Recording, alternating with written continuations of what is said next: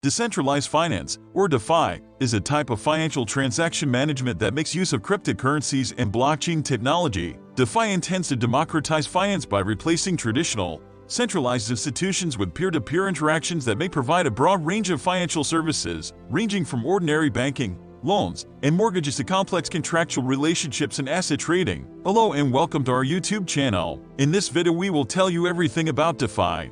But before we start our video, make sure to subscribe to our YouTube channel. So let's start. Centralized finance today.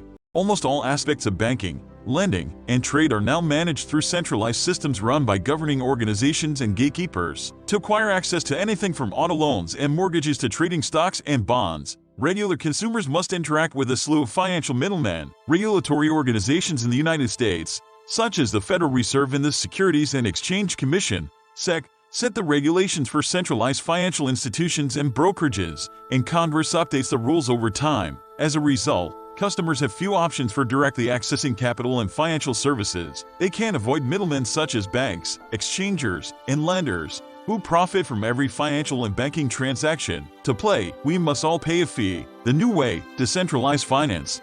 By disempowering mediators and gatekeepers and empowering common people through peer-to-peer trades, DeFi threatens this centralized financial system. Raphael Cosman, CEO and co-founder of Trust Token, describes decentralized finance as an unbundling of traditional finance. DeFi puts important components of today's activity done by banks, exchanges, and insurers such as lending, borrowing, and trading in the hands of ordinary people. This is how it could go down. You might deposit your money in an online savings account now and get 0.50% interest. The bank then lends the money to a third party at a rate of 3%, pocketing the 2.5% profit. DeFi allows people to lend their funds directly to others, eliminating the 2.5% profit loss and allowing them to get the full 3% return on their investment. Hey, I do this all the time when I give money to my friends via PayPal, Venmo, or Cash App. You might think, you, on the other hand, do not have this capability. To send dollars, you still need a debit card or bank account linked to those apps. Thus, these peer-to-peer payments rely on centralized financial middlemen. How DeFi is being used now? DeFi is becoming more prevalent in both basic and sophisticated financial operations. It runs on dApps, which are decentralized apps, and protocols, which are other programs. The two major cryptocurrencies,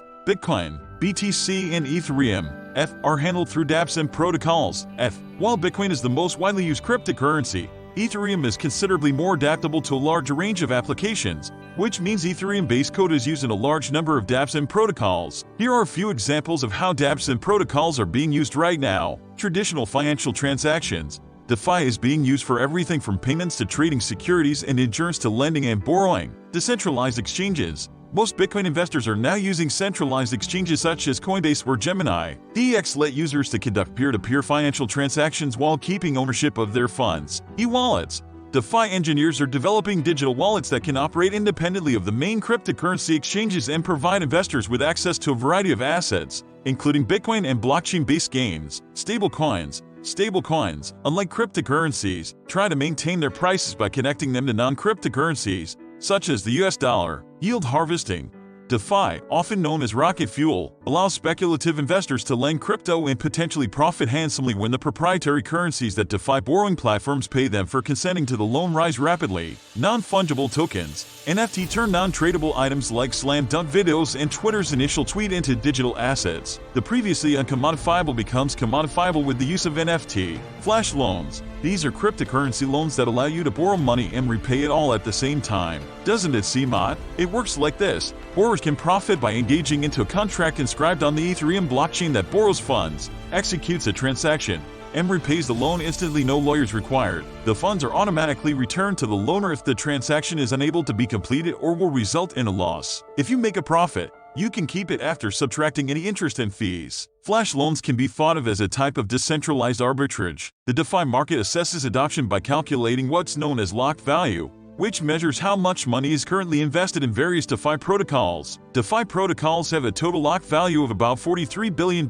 at this time. The omnipresent feature of blockchain drives DeFi adoption. A dApp is globally available the moment it is encoded on the blockchain. While most centralized financial instruments and technologies are introduced gradually over time and are limited by regional rules and regulations, dApps operate outside of these constraints, raising their potential reward but also increasing their hazards, risks, and downsides of DeFi. DeFi is a new trend that carries a number of concerns. decentralized finance hasn't been put to the test because it's a new concept that hasn't been around for very long. Furthermore, national authorities are scrutinizing the systems they are putting in place more closely in order to regulate them. DeFi also poses the following dangers. No consumer protections. DeFi has thrived in the absence of rules and regulations, but this also means users may have little recourse should a transaction go foul. In centralized finance, for instance, the Federal Deposit Insurance Corp. FDIC reimburses deposit account holders up to $250,000 per account per institution if a bank fails. Moreover, banks are required by law to hold a certain amount of their capital as reserves